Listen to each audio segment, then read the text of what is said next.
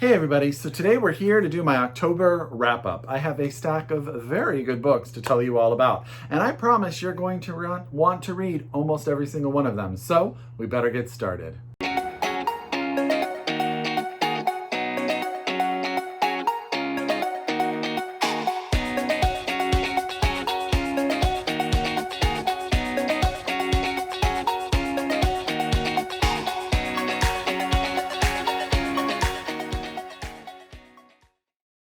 Hi everybody and welcome back to my channel. It's Russell with Ink and Paper Blog. How are you all doing today? As always, I hope you're happy, I hope you're healthy, I hope you're safe, and of course I hope you're reading an amazing book or two or three. It is finally turning sort of winter dark here in Northern California, as you can tell. We've had some rain, we've had some weather, it is definitely chilly for us. So I know it's not chilly compared to some parts of the United States, but it is chilly for us. And yeah, that has been going on. It's been a very busy time. Just life has been really busy. So I am glad to be here with you talking about books. First, I just want to point out, look at this t-shirt that my husband brought me back from Palm Springs. It is too cute and I'm absolutely in love with it. So I am going to probably be wearing it all the time, but that's okay. You have to have t-shirts that you absolutely love. I am here to talk about the books that I read in the month of October, and I need you to get out your pen, get out your paper, get out your Goodreads, however you keep track of your TBR. If you are so able, please order these books from your local independent bookstores. I will say, I think every single book we're going to talk about today is out and you can get your hands on it as we speak. If you're a library user, please feel free to use your library. Get it for you. Read. Come on, let's do it. Support the libraries, support the bookstores. It is holiday time. Let's do it all. The first book that I want to tell you about is Mrs. March by Virginia Fieto, and this is out from Liverlight. This was the book club book for my Bi-Coastal Bibliophiles book club, and it definitely spawned a ton of conversation. So our main character is Mrs. March. Her husband is a very famous writer who has just published a book, and one day she is out. She's getting her favorite bread from her favorite bakery, and the woman who she's known and has this sort of relationship with points out that she believes that the character in her husband's new book is based on Mrs. March. Well, that character has some flaws, shall we say, in the eyes of Mrs. March, and it sort of just sends her down this spiral. And she starts to sort of investigate her husband because she finds this article about this young girl who has disappeared, and she sort of starts to think that maybe her husband has something to do with it. This book is multi-layered in the mind of Mrs. March because she is a very proper, put-together woman, and she talks almost in this way where you don't always know if she's being authentically true. Is she reliable? And as even when she talks about herself as a young person, she calls herself Mrs. March. It's very, very interesting. This is one of those psychological thrillers where you're like in the mind of someone trying to figure out exactly what's going on for them. She believes that her husband has done something wrong, and she is going to go and she's going to investigate that. And you never really know what she is getting herself into and what is truthful and what is not. I hope that sells this book. That wasn't a great. I will say a few parts of this I found a little bit predictable, as in I saw it coming, but doesn't mean that I don't think it's enjoyable. I think it is a page turner. I think a lot of people will really enjoy it. It's a different take on sort of that psychological thriller. So that's Mrs. March by Virginia Fieto, out from Liverlight. The next book was also a book club book, and that was for my Spilling Tea book club with my friend Ryan, and that was How the Garcia Girls Lost Their Accents by Julia Alvarez. And this book has been out for, I think it just had its 25th or 30th year anniversary. And this is the story of the Garcia family. They have come over to America from the Dominican Republic, and it starts with them as adults. And what it's really interesting is it goes back chronologically to the time when they left the Dominican Republic and the reasons that they came here. There are 4 daughters, all of them very different, and the book is told in sort of like these short stories that become an overall narrative. Sometimes I felt like I couldn't feel like how it all fit together. It didn't always make cohesive sense. But Julia Alvarez does an amazing job of creating this family, getting you to know all of these girls and telling their stories. Girls and women, they are girls at the end of the book. It's so weird to think it's sort of in this reverse chronology. You leave them as young women and young girls, but and they're fun. You know, I think that there's a lot of tension at times. They go through some really tough situations, but overall at the heart of this book is this family and sort of who they are and how they became who they are as a group. So that's Julia Alvarez's How the Garcia Girls Lost Their Accents. I think a lot of people have probably read this or have heard of it, but if you haven't picked it up, I would read it. I mean, it's pretty much a staple in the, you know, American literary tradition now that it's come out and it's been out for a while. So if you haven't read it, I would recommend picking it up.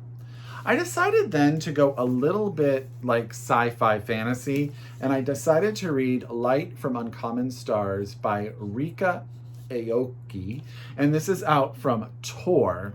This book, it's so funny. This book is so many different things in one package. So it's sort of a Faustian tale. We have a woman who is known as an amazing violin teacher who has like these students that she picks and they become world famous, but they always sort of have a tragic end. And we learn very early on, it's because she's made a deal with the devil for her soul. And in exchange for this, she has to give the devil 7 souls of sort of violin prodigies and geniuses. She has done 6 and she is looking for her 7th.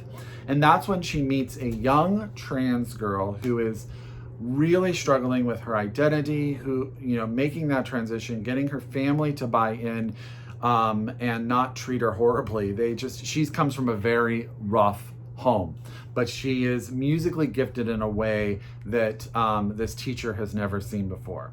On the flip side of this book, it is also the story of a family from a planet far, far away who has come to California, Los Angeles area, bought a donut shop, and they're building this interstellar galactic gate. And that is also one part of the story. And these stories come together when the teacher walks into the donut shop and meets the mother figure, the captain, and sparks fly. So this book has this Faustian angle. It also has sort of this Hitchhiker's Guide thing to it. But in its heart, it's really the coming of age tale of this young trans woman as she sort of figures out how to navigate the world. And some people think that she's a little naive, but she's not as unaware as people think she is. And she realizes space, and she's uncomfortable with her skin, and there's all sorts of really good stuff in this book. And there's just a lot of love behind it too. It's a weird book, but it is fantastic.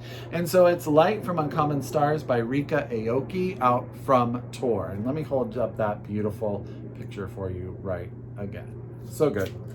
Okay, now comes sort of the behemoth, the big name, the big book, the one a lot of people are talking about. Now, I don't tend to do one book reviews by myself.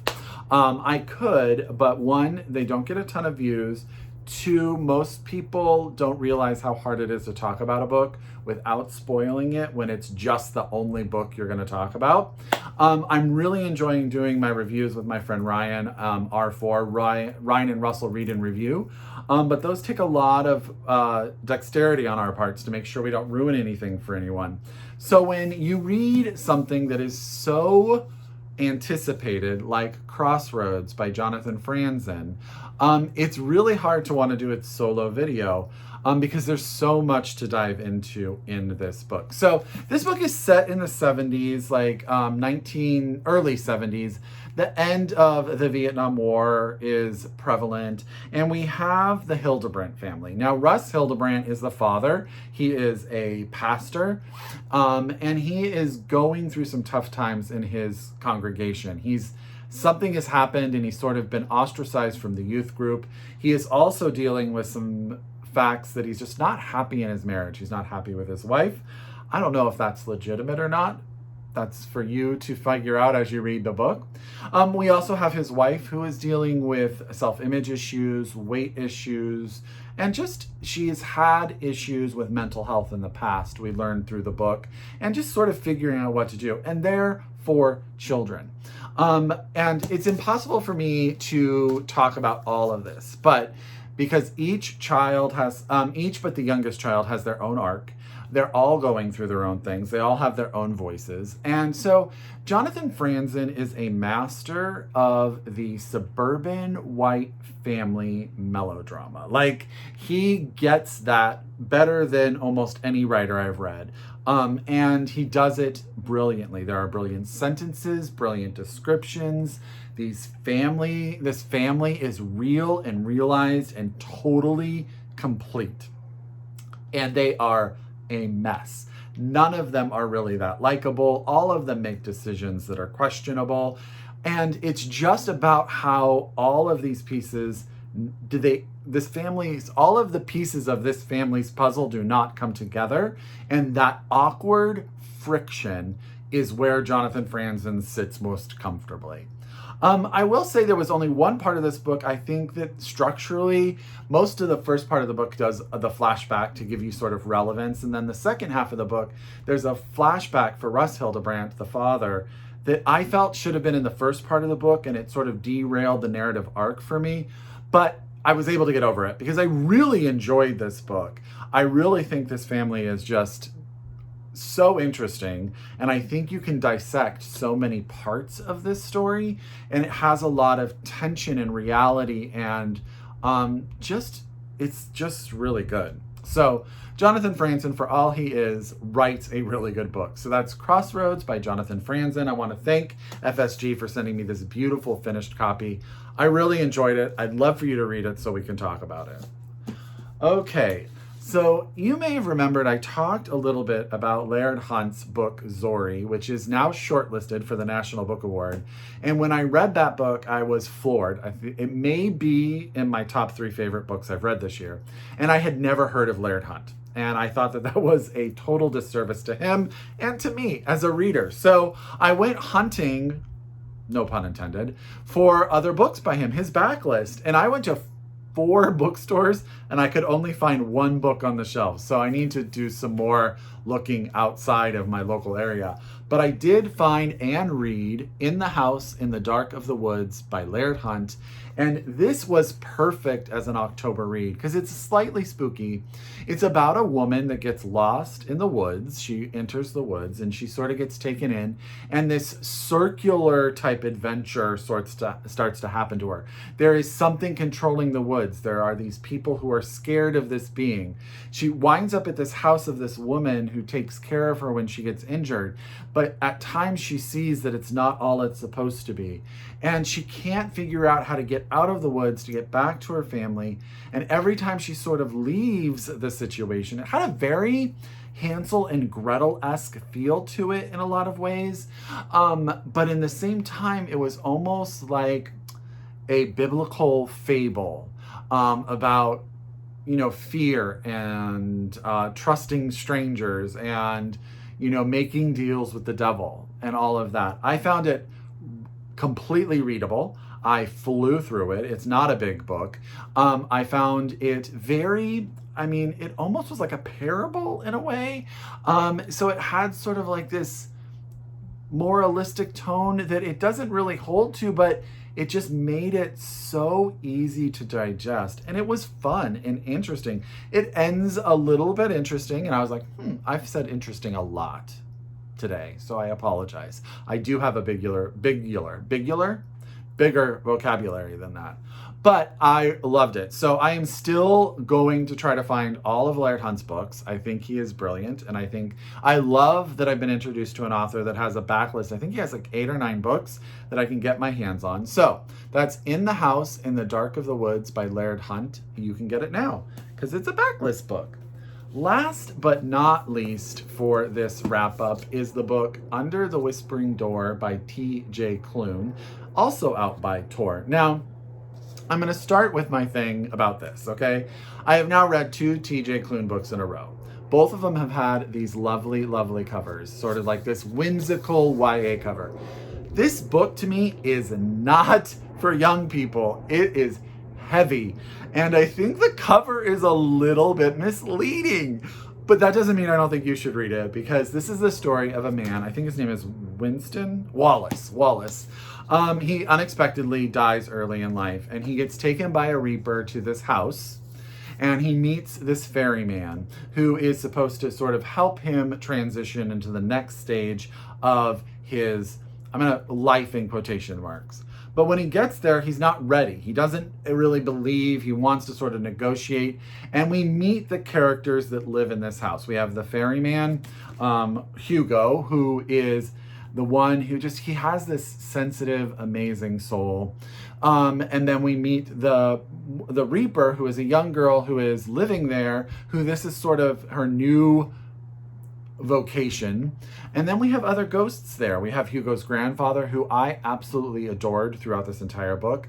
And then there's Apollo, the dog, who never passed on because he never wanted to leave Hugo's side. And they can all see each other because they're in this world, but no one else can see them. And then you learn more stuff about this realm of the afterlife.